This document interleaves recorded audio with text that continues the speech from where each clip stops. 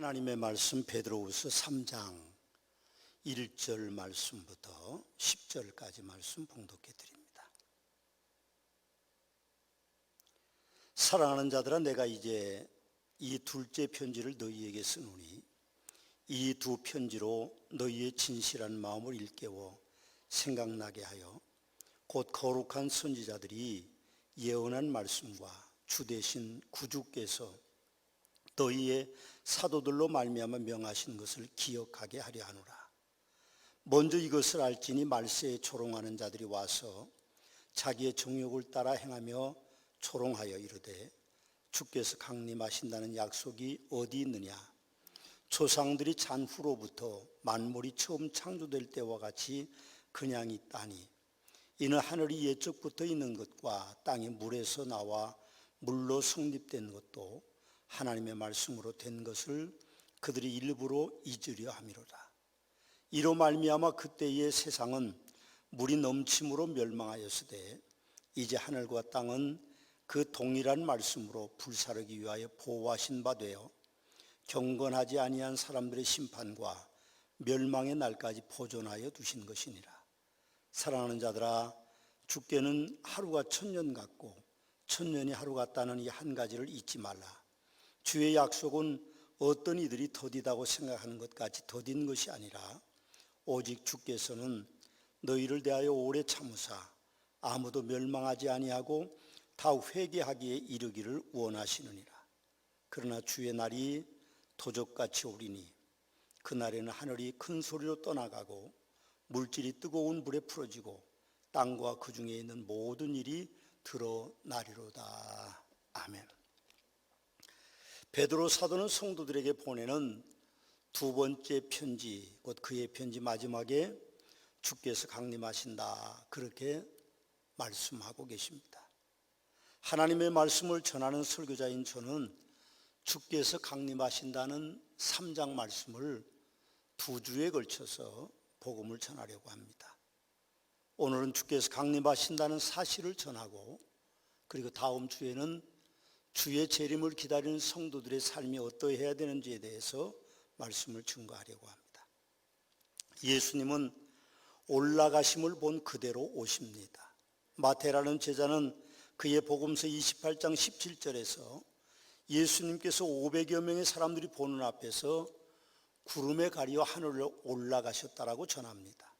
마가복음에서는 주께서 말씀하신 후에 하늘로 올려지사 하나님 우편에 앉았다고 말씀하고 있고, 누가복음 축복하실 때 그들을 떠나 하늘로 올려지시니 그들이 그에게 경배하고 큰 기쁨으로 예루살렘으로 돌아가 성전에 하나님을 찬송하니라 하고 말씀하고 있습니다. 누가복음의 저자인 의사 누가는 사도행전 1장 10절에 11절 말씀에 올라가실 때 제자들이 자세히 하늘을 쳐다보고 있는데 흰옷 입은 두 사람이 그들 곁에 서서 이르되 갈릴리 사람들아, 어찌하여 서서 하늘을 쳐다보느냐? 너희 가운데서 하늘에 올려지신 이 예수는 하늘로 올라가심을 본 그대로 오시리라고 우리에게 전하고 있습니다. 그 외에도 신약 성경에는 예수님에 관한 예언들이 많이 기록되어 있는데 300회나 기록되어 있습니다. 물론 구약 성경에는 예수님의 다시 오심이 아닌 초림에 대한 예언이 456개 기록되어 있고, 그리고 구약 성경과 신약 성경 전체를 살펴보면 예수님의 재림에 관한 내용들이 1518회나 기록되어 있다고 하고 있습니다. 그러면 예수님은 분명히 올라가심을 본 그대로 다시 오십니다. 베드로 사도는 편지 마지막에 이 두 편지로 너희의 진실한 마음을 읽고 생각나게 하여 기억하게 하노라 하고 예수님의 재림을 반드시 기억해야 된다고 우리에게 그렇게 전하고 있습니다. 베드로후서가 쓰여진 그 시기는 AD 65년경입니다. 네로 왕제가 로마 정권을 통하여서 박해를 시작한 것이 AD 64년경이었기 때문에 1년 동안에 수많은 박해를 통하여서 사도들이 생명을 잃고 성도들이 박해를 받아 생명을 잃어서 순교자의 반열에 들어가는 무렵이었습니다. 주님이 오신다는 신앙을 가진 성도들이 주님은 오시지 않고 로마의 강대국의 박해가 점점 심해지니까 아마도 마음의 갈등을 느꼈을 것입니다. 우리가 오늘 코로나로 인하여서 예배를 성전에서 드리지 못한 그런 기간들이, 자유롭지 못한 기간들이 무려 7개월이나 됩니다. 그래서 우리는 신앙의 평정심을 잃을 수도 있을 것이고, 그리고 우리의 마음속에는 안타까움만 가득할 것입니다. 오늘도 제가 교회 주차장에 왔는데 두 부부가 주차장에 오셨다가 그렇게 집으로 가시면서 교회에서 예배 드리고 싶습니다, 그렇게 저에게 간절한 마음으로 말씀하신 분을 만났습니다. 우리는 7개월이라는 짧은 세월 동안의 코로나로 인해서 혹 어떤 분은 믿음을 잃어가고 있을 것이고, 그리고 어떤 분들은 갈등을 느끼고 신앙의 평정심을 잃고 있습니다. 그 시대의 성도들은 아마도 강한 박해 속에서 믿음이 흔들렸을 거라고 생각합니다. 믿는다는 이유 하나 때문에 그들은 사자의 밥이 되고, 믿는다는 이유 하나 때문에 검투사들의 살인 연습 도구가 되는, 집단적으로 살해를 당하는 그런 신앙의 아마도 여정 속에서 그들은 갈등을 느꼈을 것입니다. 사실은 어찌 보면 그 당대 유럽의 교회들은 반세기도 안 되는 짧은 기독교 역사를 가지고 있었습니다. 한 20여 년 그 정도밖에는 그들이 복음을 접할 수 있는 기회가 없었을 것입니다. 당연히 유럽 교회는 통째로 흔들릴 수밖에 없었을 것입니다. 그러나 이런 상황 가운데서도 성도들의 신앙은 흔들리지 않았습니다. 아멘입니다. 우리가 코로나로 어려움을 겪고 예배를 자유롭게 드리지 못하고 있습니다만, 우리는 결단코 우리의 신앙이 흔들리지 않을 것입니다. 아멘입니다. 베드로 사도는 본문 3절에 우리에게 그렇게 말씀하고 있습니다. 말세에 조롱하는 자들이 와서 자기의 정욕을 따라 행하며 조롱하여 이르되 주께서 강림하시다는 약속이 어디 있느냐? 조상들이 잔 후로부터 만물이 처음 창조될 때까지 그냥 그대로 있다고 말합니다. 그럼 조롱하는 자들 때문에 성도들의 신앙이 흔들렸을 것입니다. 그러나 어떤 상황 가운데도 성도들의 신앙은 흔들리지 않습니다. 또다시 아멘 할 수밖에 없습니다. 아멘입니다. 베드로 사도는 오늘 4절에서 이는 하나님이 옛적부터 있는 것과 땅의 물에서 나와 물로 성립된 것도 하나님의 말씀에 된 것을 그들이 일부러 잊으려 함이로라, 그렇게 말합니다. 8절에서는 사랑하는 자 주께서 하루가 1000년 같고 1000년이 하루 같다는 이 한 가지를 잊지 말라고 반론을 제기하고 있습니다. 이것을 기독교 변증이라고 합니다. 베드로 사도는 변증 자료로 노아의 홍수를 오늘 본문에 언급하고 있습니다. 노아의 때와 같이 인자의 임함도 그러하리라. 홍수 전에 노아가 방주에 들어가는 날까지 사람들은 먹고 마시고 장가들고 시집가고 있으면서 홍수가 나서 그들을 멸하기까지 깨닫지 못하였으니 인자의 임함도 이와 같을 것이라고 그렇게 말씀하고 있습니다. 예수님께서는 똑같이 그렇게 말씀하셨습니다. 때가 이를 텐데 아무도 알지 못하는 때에 홍수가 임하듯 그들을 덮칠 거라고 말씀하셨습니다. 여러분, 이로 말미암아 그때의 세상은 물이 넘침으로 멸망하였으되라고 오늘 6절에 말씀하고 있습니다. 노아의 홍수를 예로 들고 계시는 것입니다. 예수님도 노아의 홍수를 예로 들고 계셨습니다. 어제까지 비가 오지 않았습니다. 한 번도 경험해보지 못한 홍수였습니다. 제가 성경을 읽고 또 읽어봐도 그때는 비가 오는 시기가 아니었습니다. 하나님의 너무 은혜가 크기 때문에 아침에 이슬이 흠뻑 내려서 광야의 모든 생물들이, 그리고 동물들이 그것으로 충분한 시기였습니다. 노아의 홍수 이전에는 어쩌면 그런 생각이 듭니다. 광야의 만나가 아침에 일어나면 하얗게 내려서 이스라엘의 모든 백성들이 다 광야의 만나를 먹을 수 있는 충분한 양이 내려오듯 아침에 이슬로 대지가 흠뻑 적셔지므로 사람들이 갈증이 없는 세상이었을 것입니다. 한 번도 비를 본 적이 없는 그들에게 노아는 비가 온다고 말했습니다. 120년 동안 외쳤지만 어느 누구 하나도 노아의 방주에 탄 이가 없습니다. 노아의 가족 8식구뿐이었습니다. 그러나 그 땅에는 홍수가 내렸습니다. 마찬가지입니다. 조롱하는 자들이 와서 세상이 그대로 있고 조상 이후에 아무런 변화가 없다고 말해도 분명히 예수 그리스도께서는 다시 오십니다. 여러분, 조롱한다는 말에 우리는 관심을 좀 기울여야 됩니다. 예수님의 재림을 예언하는 거짓 선지자들이 많았습니다. 실제로 자기가 재림 예수라고 주장하는 이들도 많았습니다. 한국 교회 안에도 교계에도 많았습니다. 스스로 재림 예수라고 떠들고 믿는 사람들 중에 미혹한 구인회라는 교주가 있었습니다. 신천지 교주 이만희도 그들 중에 한 사람이고, 이 두 사람은 신앙촌의 박태선의 밑에서 배운 사람들이고, 그곳에서 나와서 장막성전이라는 교주 유재열에게 배워서 그들이 스스로 재림예수라는 이름을 붙이고 있습니다. 지금 유재열이라는 장막성전의 교주였던 유재열이라는 사람, 미국에서 평범한 사람으로 살고 있습니다. 그는 지금 자기가 잘못된 것을 회개하고 뉘우치고 있습니다. 그런데 그들에게서 배운 사람이 스스로 재림예수라고 말하니까, 여러분, 재림예수가 배워서 될 일인가요? 재림예수로 오셨다면 여러분, 굳이 누구 밑에 가서 배울 이유가 없습니다. 성경을 보면 예수님께서 재림하실 때에 세상의 모든 사람들이 다 그 앞에 부복한다고 말했습니다. 그런데 누구의 배운 사람들이 재림예수가 될 수는 없는 것입니다. 며칠 전 신문에 보니까 이만희에 대한 기사가 실렸습니다.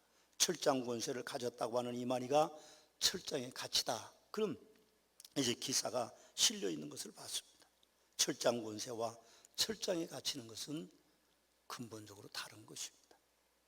국제종교문제연구소의 탁지원 소장은 한국 땅에 하나님이라고 주장하는 사람들이 20명이 있고, 그리고 내가 재림예수라고 말하는 사람이 50명이 된다고 합니다.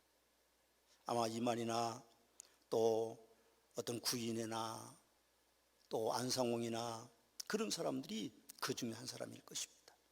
우리는 예수님의 마태복음 24장 말세에 관한 예언을 분명히 기억해야 됩니다. 사람들이 너희에게 말하되 보라 그리스도가 광야에 있다 하여도 나가지 말고 보라 골방에 있다 하여도 믿지 말라고 말합니다. 번개가 동편에서 나 서편까지 번쩍임같이 인자도 이맘도 그리하리라. 그러나 그날과 그때는 아무도 모르나니 하늘의 천사도 아들도 모르고 오직 아버지만 아신다고 말합니다. 그러면서 예수님은 노아의 때와 같이 인자의 임함도 그리하리라. 홍수전에 노아가 방주에 들어가는 날까지 사람들이 먹고 마시고 장가들고 시집가고 있으면서 홍수가 나서 그들을 다 멸하기까지 깨닫지 못하였으니 임자의 임함도 이와 같을 것이라고 그렇게 말씀하셨습니다. 그렇습니다. 주님은 다시 오십니다. 그렇습니다. 주님은 반드시 다시 오십니다. 주님의 천지는 없어질지언정 내 말은 없어지지 않겠다고 말씀하셨기 때문입니다. 베드로 사도는 말세라는 단어를 사용하므로 앞으로도 주님께 재림하시는 날까지 조롱하는 자들이 여전히 나타나실 것이라고 암시하고 있습니다. 조롱이라는 단어는 이전에 우리가 사용했던 개역성경에서는 기룡이라는 단어를 사용했습니다. 하나님을 경멸하고 교만한 언사를 나타내고 하나님을 거역하는 사람들이 조롱하는 사람들입니다. 문제는 교회 안에 조롱하는 사람들이 있다는 것입니다. 성경의 가르침은 세상 사람들은 예수님의 오심에 아무런 관심이 없습니다. 여러분, 세상 사람들이 예수님이 재림하신다고 하는 말에 관심이 있을까요? 저는 없다고 생각합니다. 과학적으로 증명하려고도 하지 않을 것이고 어떤 통계 숫자도 내지 않을 것입니다. 당연합니다. 노아가 120년 동안 방주를 지으면서 홍수가 올 거라고 전했지만 사람들은 관심이 없었습니다. 그 산 위에 커다란 배를 만드는, 한 번도 본 적이 없는 배를 만드는 그 노아를 괴상한 노인, 정신 나간 노인으로 생각했겠죠. 그러나 노아의 8 식구는 그 노아의 방주로 말미암아 구원받았습니다. 오히려 그들은 고린도전서 1장 18절에 기록된 대로 십자가의 도가 멸망하는 자들이 미련한 것이요 구원받는 우리에게는 하나님의 능력이라는 말씀처럼 하나님의 구원의 영역 밖에 있는 사람들이기 때문에 그 사람들은 예수 그리스도의 재림을 믿지 않습니다. 그러나 중요한 것은 오늘 제 설교를 온라인으로 듣고 계시는 성도님들이 가운데 예수님의 오심에 조롱하는 자가 된다면 그건 안타깝고 끔찍한 일이죠. 놀라지 마십시오. 그 안타까운 사건이 예수님의 승천하실 때부터 계속되어 온 것입니다. 마태복음 28장 16절 17절을 보면 예수 그리스도께서 구름에 가리워서 하늘에 올라가실 때에 500여 제자들이 모여서 그 광경을 봤습니다. 그런데 놀랍게도 마태는 뭐라고 전하는가 하면 11제자가 갈릴리에 가서 예수께 지시하신 산에 이르러 예수를 배웁고 경배하나 아직도 의심하는 사람들이 있었다라고 말하고 있습니다. 예수 그리스도의 죽음이 분명하고 예수 그리스도의 부활이 분명해서 그들이 예수 그리스도와 함께 음식을 먹고 말씀을 나누고 그들의 손자국에 못자국 난 것에 손을 넣어보는 그런 환경이 있음에도 불구하고 아직도 의심하는 사람들이 있었다고 그렇게 우리에게 말씀하고 있습니다. 사랑하는 성도 여러분, 세상의 가르침에 조롱당하지 마십시오. 예수님은 분명히 사람들이 올라가심을 본 그대로 다시 오실 것입니다.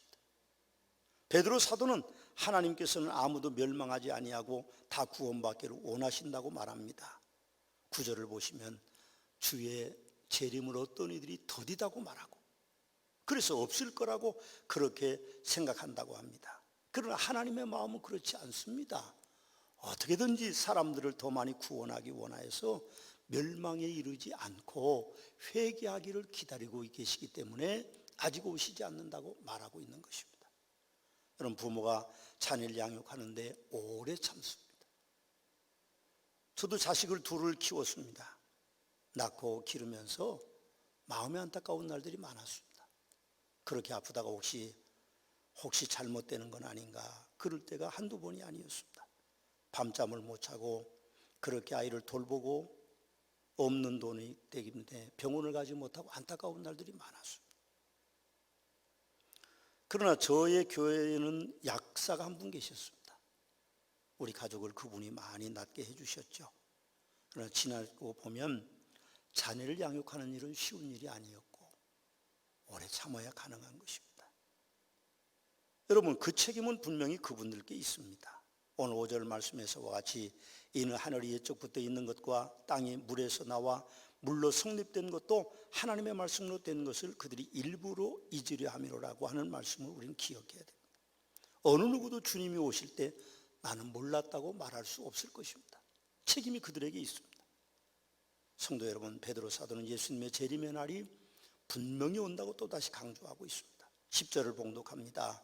그러나 주의 날이 도적같이 오리니 그날에는 하늘이 큰 소리로 떠나가고 물질이 뜨거운 불에 풀어지고 땅과 그 중에 있는 모든 일이 드러나리로다 하고 있습니다.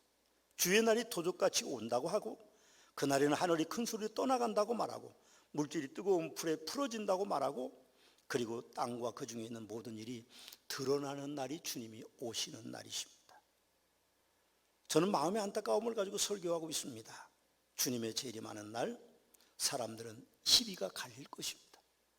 예수님의 재림에 관한 예언이 예수님께 직접 마태복음 24장 30절에서 말씀하시기를 그때 인자의 징조가 하늘에서 보이겠고 그때 땅의 모든 족속들이 통곡하며 그들이 인자가 구름을 타고 능력과 큰 영광으로 오는 것을 보리라고 하셨는데 사도 요한은요 로마의 박해를 받아 밤모섬이라고 하는 무인도에 유배됐습니다.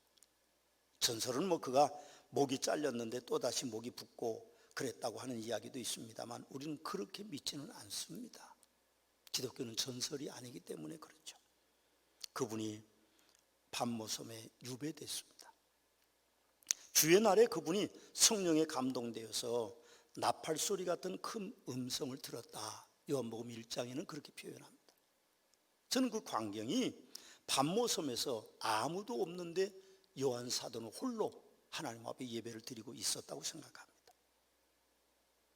그렇습니다. 요한 사도는 홀로 예배를 드리고 있었던 것이죠.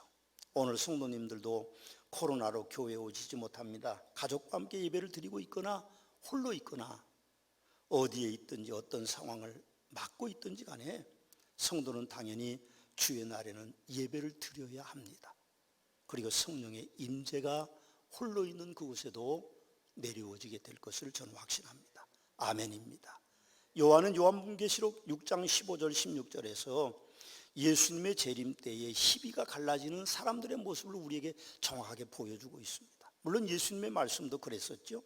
그 내용을 보면 이렇습니다. 땅의 임금들과 왕족들과 장군들과 부자들과 강한 자들과 모든 종과 자유인이 굴과 산들의 바위 틈에 숨어 산들과 바위에게 말하되 우리 위에 떨어져 보좌에 앉으신 이 얼굴에서와 그 어린 양의 진노에서 우리를 가리우라.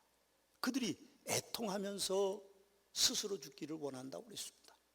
예수 그리스도의 재림을 믿지 않는 사람들의 최후의 모습을 전해주고 있고, 그리고 예수님의 재림을 눈으로 보면서 그 사람들이 18장 19절에 보면 티끌을 자기 머리 위에 뿌리고 울며 외통하며 외쳐 이르되 화이또다 화이또다 이 큰 성이여 바다에서 배부리는 모든 자들이 너의 보배로운 상품으로 치부하였더니 한 시간에 망하였도다라고 애통하는 모습을 우리에게 보내주고 있어요.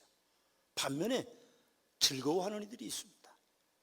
요한계시록 18장 20절 말씀에 보면 하늘과 성도들과 사도들과 선지자들아 그로 말미암아 즐거워하라. 하나님이 너희를 위하여 그에게 심판을 행하셨음이라 하고 계심을 봅니다. 예수 그리스도의 재림은 사람들을 둘로 나눌 것입니다. 먼저는 믿지 않는 사람들이 애통하며 슬퍼하며 지옥에 갈 것이고, 믿는 사람들이 기뻐하고 천국에 들려올림을 받는 축복이 있게 될 것입니다. 저는 말씀을 마치려고 합니다. 예수 재림 1편을 설교하면서 마지막에 드리고 싶은 말씀이 있습니다. 철로 역정의 저자 침례교 설교가 짠 본인은 이런 말을 남겼습니다. 신앙이 건강할 때 소망은 결코 병들지 않는다. 여러분, 우리가 신앙이 건강하면 함께 모이지 못해도 SNS로만 예배 드려도 혹시 그렇지 못한다 할지라도 우리의 소망은 결코 병들지 않을 것입니다. 서문학교 성도님께서도 예수 재림의 신앙으로 무장해서 험한 세상에서 소망을 잃지 않고 믿음 지켜가는 복된 성도들이 되시기를 주님의 이름으로 축원합니다.